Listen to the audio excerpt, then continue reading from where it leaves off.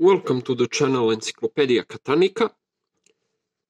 Today's video will be an interesting one because we're going to talk about how to bypass lever locks, especially German lever locks, because they have arm levers, the type of levers which are pretty easy to defeat. But all the videos from YouTube, from other lockpickers I saw, no one tried any different method of picking, of defeating those locks except regular picking. And that means that you have a tension key which goes to the locking pole, and you have some kind of hook, homemade or made by some lockpicking tool company, and you go from lever to lever and try to defeat this lock. In this case, we have ABUS padlock, model 425, 55 millimeter wide, from the 80s, and we're gonna see what is inside and what's my theory of bypassing such padlocks. It only goes with arm lever padlocks, because arm levers are the simplest levers from lever padlocks. Frame levers, slot levers, etc. They are all much more complicated for such bypassing. So we're gonna see. I will dismantle this lock because you see it's screwed together, and we're gonna see what's inside and what's in fact my theory.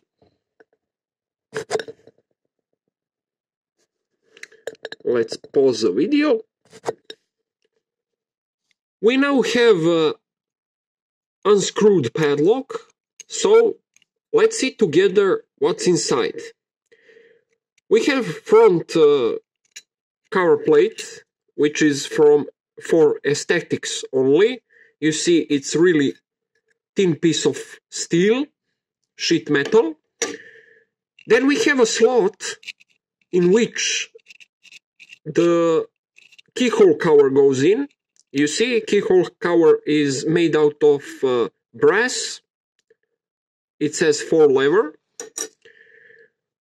We have a front plate. You see the front plate. It's made out of steel, but at least, I don't know, maybe 2 millimeters or 1.5 millimeters thick. It's chromed, shekel, and we have internal mechanism. So let's examine the mechanism itself. As you see, the lock contains 4 levers and 1 collective spring. This is called collective spring. Why? Because it goes to all the levers. Individual springs goes to each lever separately. This one goes for all the levers. So, as you see, all the notches are pretty much the same. Practically they are the same. See? Not bigger, not smaller, they are the same. The main difference, where the bitting is different on the key, is this part, where the key slides. So when you put the key pushes the levers up, and as you see, levers are pushing, levers push the spring, collective spring, and the locking pole could be, let's try, one fell. So this is the arm lever lock. Why arm lever? I called it arm lever. Why? Because it reminds of an arm with the thumb up, like this. So because of that, this is a triceps, this is biceps, and because of that, shoulder. Because of that, the most suitable name for such a part is arm lever. So let's put this aside and let's see what's going on inside of the mechanism.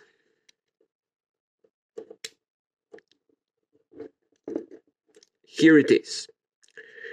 It's locked now. What's with it? The locking pole isn't pushed by anything. Collective spring only pushes the lever downside. Locking pole is practically free, and it slides left and right depending of the key turning. But,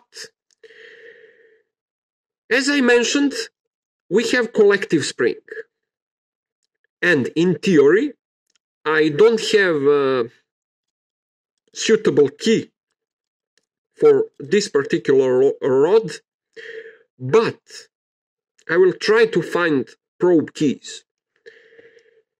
If I push this lever, random lever, but middle lever, the more you are in the middle, the better for bypassing. If I push one of the levers with the probe key up, let's see, here it is. If I push one of them, the collective spring is retracted, and as you see, all other levers are free. Why? Because we have collective spring. See how they are free, how they are flopping around. That's the main reason why I think that you don't have to tension the locking pole, the locking plate on the back side, but you need to tension lever in the middle. If you have 5 levers, you need to tension second, third, or fourth lever. If you have 4 levers, second and third, or third. First or last, no. It won't do the job. Maybe it will. Let's try.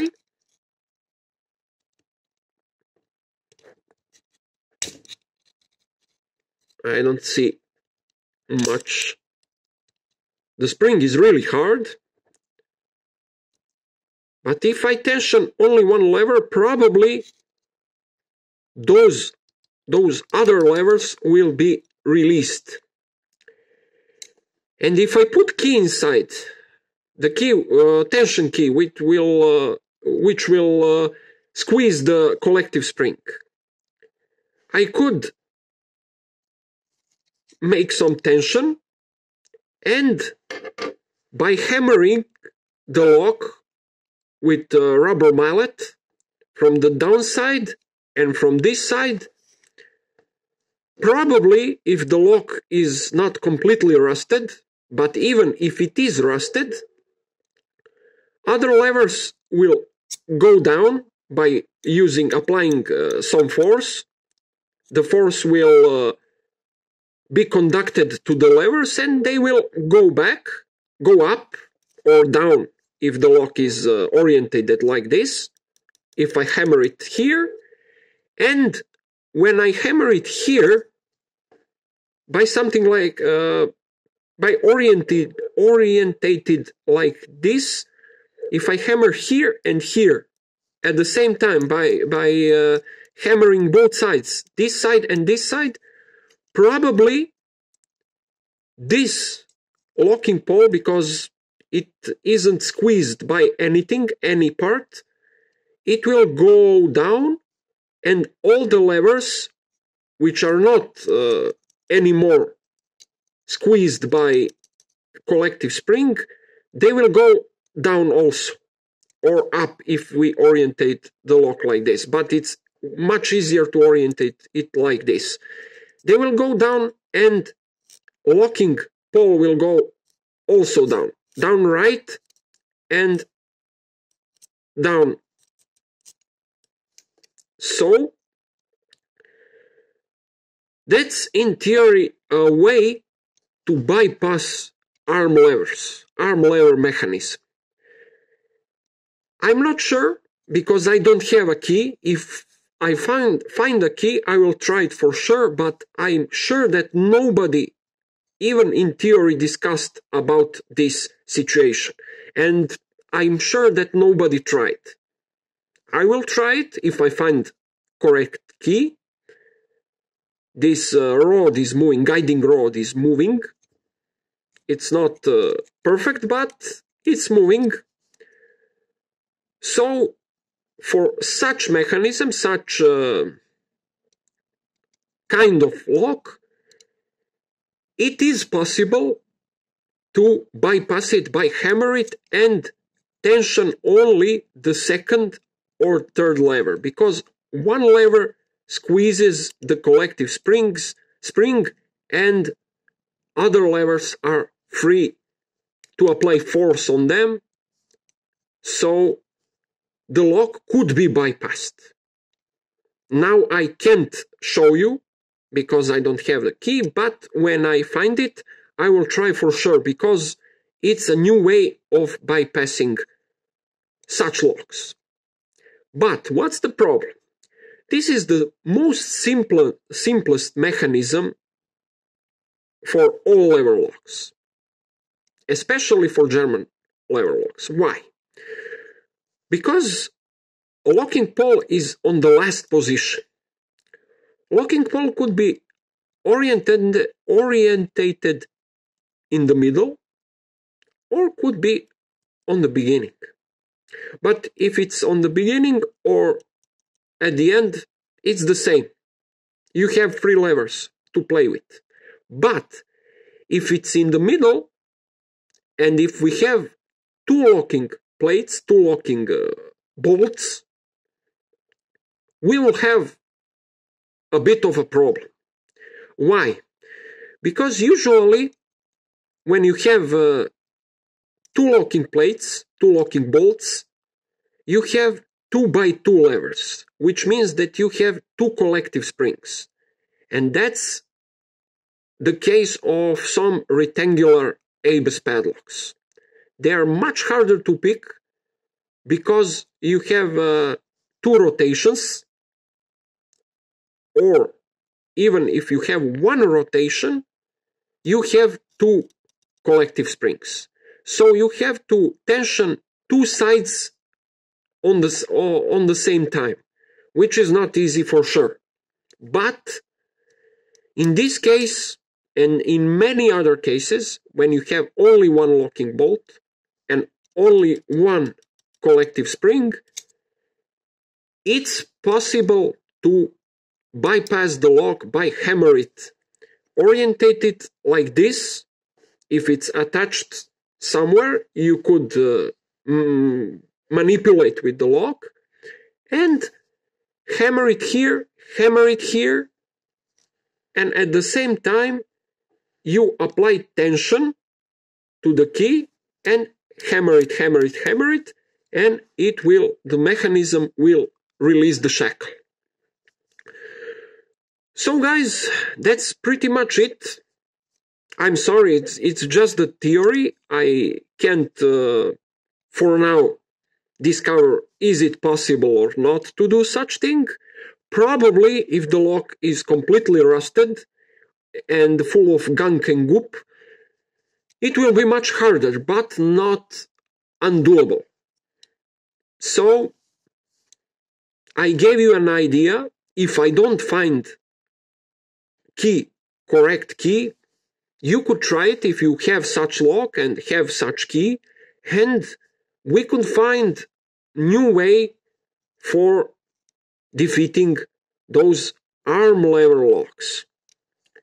Thanks for watching, guys. Have a nice day. Bye-bye.